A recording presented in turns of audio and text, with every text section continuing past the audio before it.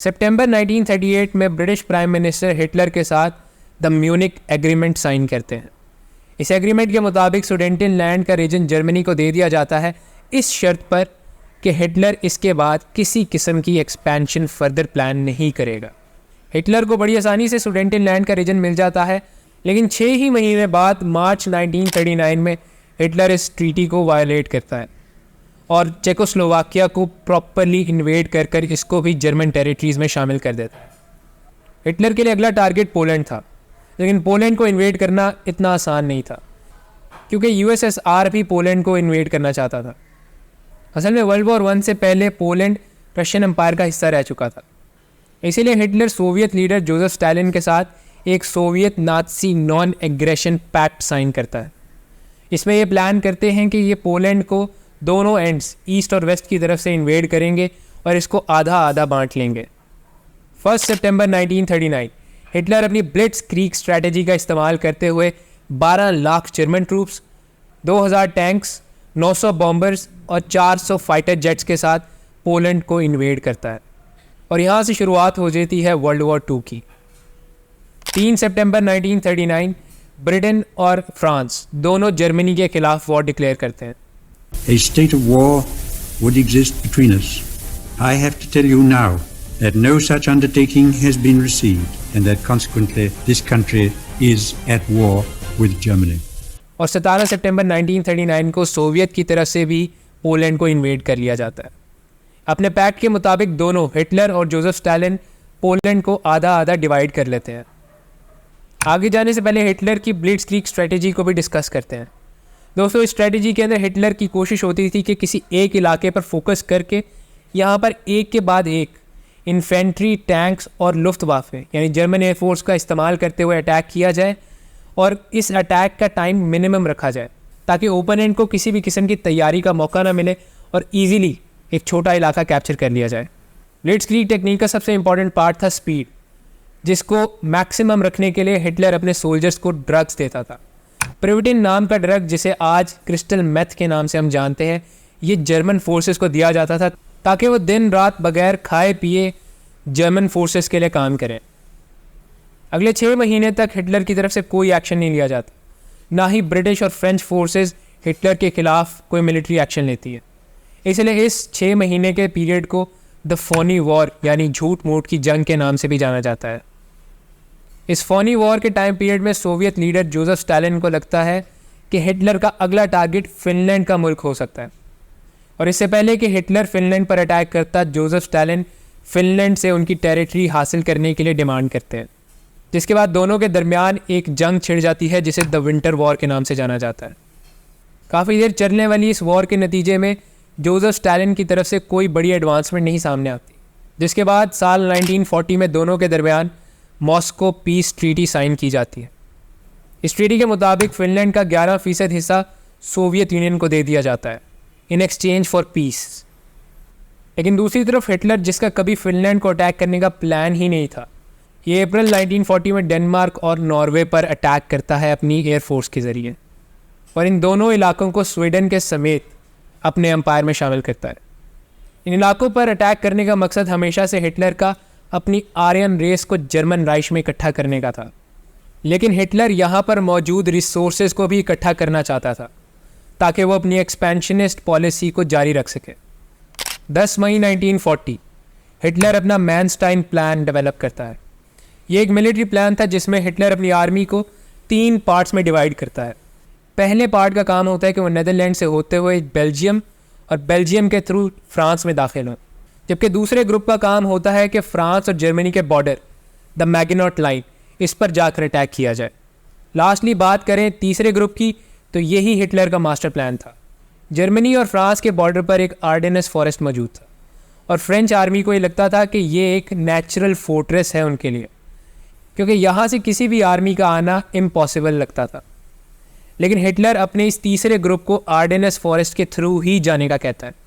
ये तीसरा group tank का इस्तेमाल करते हुए आर्डेनस फॉरेस्ट को क्रॉस करता है और फ्रेंच टेरिटरीज में दाखिल हो जाता है। इस होने वाली बैटल को कहते हैं द बैटल ऑफ फ्रांस।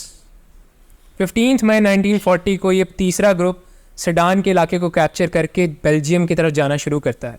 यहाँ पर मौजूद पहला ग्रुप एलाइड फोर्सेस के साथ लड़ रहा था और ये आने वाला तीसरा ग्रुप इनके लिए रीइंफोर्समेंट्स थी।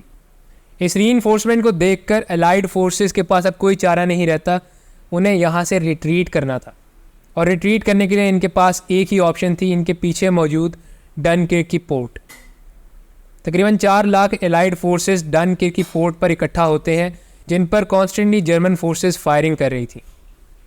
यहाँ पर British prime minister Winston Churchill, जो कि नेवल चैम्बरलेन के रिज़ाइन करने के बाद नेक्स्ट प्राइम मिनिस्टर बने थे, ये एक इवैक्यूएशन प्लान ऑर्गेनाइज करते हैं। इस प्लान के मुताबिक ब्रिटिश नेवल फोर्स और कुछ लोकल्स को इस्तेमाल किया जाता है इन फंसे हुए एलाइड फोर्सेस को यहाँ से निकालने के लिए। तकरीबन 3.5 लाख एलाइड ट्रूप्स को 4 जून 1940 को सक्सेसफुली यहाँ से इवैक्यूएट करवा दिया जाता है। बैटल ऑफ फ्रांस के दरमियान ही 22 मई 1940 को हिटलर इटालियन डिक्टेटर मोसोलिनी के साथ एक पैक्ट करता है, जिसे द पैक्ट ऑफ स्टील कहते हैं। इस पैक्ट के मुताबिक इटली जर्मनी को सपोर्ट प्रोवाइड करती है और ये दोनों मिलकर ब्रिटेन और फ्रांस के खिलाफ वॉर डिक्लेयर करते हैं।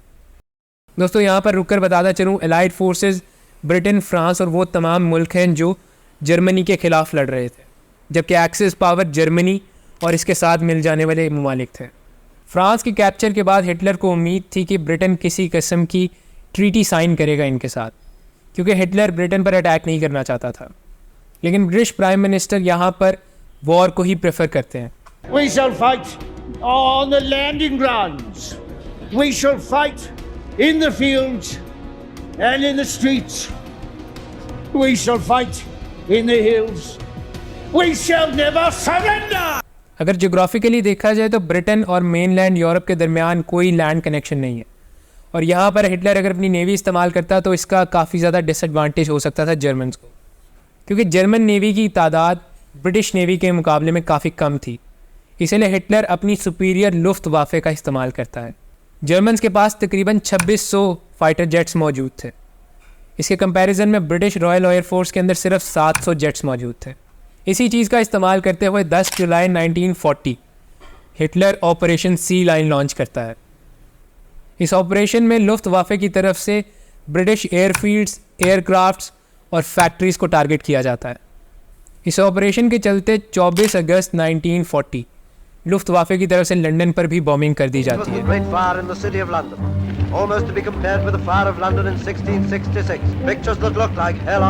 इसके रिस्पांस में विंस्टन चर्चिल की तरफ से बर्लिन पर अटैक किया जाता है। 15 सितंबर 1940 हिटलर अपनी आर्मी को एक ऑल आउट डिसाइसिव अटैक करने का कहता है लंदन पर, और 1120 लुफ्तवाफे के जेट्स लंदन पर अटैक करने के लिए जाते हैं। यहाँ पर इनका सामना होता है 630 ब्रिटिश एयरफोर्स के जेट से।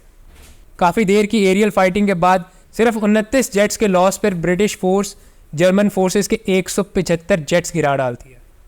ब्रिटिश के अगेंस्ट इस डिफीट के नतीजे में हिटलर अब अपनी आर्मी को यूएसएसआर पे फोकस करने का कहता है, लेकिन इससे पहले ये इटली के साथ मिलकर यूगोस्लाविया और ग्रीस को अप्रैल 1941 में कैप्चर कर लेता है। 22 जून 1941 हिटलर अपना ऑपरेशन बारबरोसा यूएसएसआर के खिलाफ एग्जीक्यूट करता है। दोस्तों यहाँ सवाल ये पैदा होता है कि हिटलर, जो कि पहले से एक नॉन एग्रेशन एग्रीमेंट साइन कर चुका था, वो सोवियत यूनियन के ख़िलाफ़ क्यों एक्ट करता है। इसके पीछे थी 2 रीज़न्स। पहली रीज़न ये थी कि हिटलर को कम्युनिज़म से नफ़रत थी और सोवियत यूनियन कम्युनिज़म का फाउंडर था।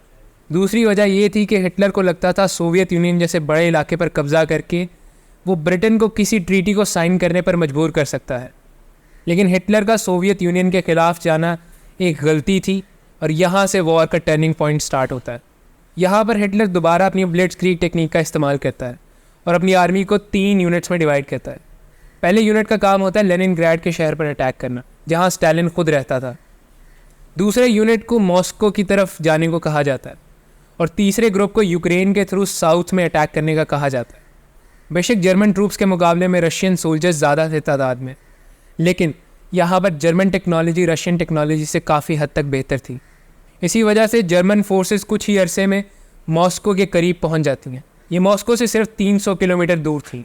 सोवियत यूनियन यहाँ पर ब्रिटेन के साथ एलाइड फोर्सेस में शामिल हो जाता है और दोनों मिलकर डिसाइड करते हैं कि सोवियट्स को रीइंफोर्समेंट्स और सप्लाईज़ कैसे प्रोवाइड किया जा सके। एलाइड फोर्सेस डिसाइड करती हैं कि सोवियत यूनियन को सप्लाईज़ और रीइंफोर्समेंट्स ईरान के थ्रू प्रोवाइड किए जाएंगे, लेकिन ईरान की गवर्नमेंट हिटलर को सपोर्ट करती थी।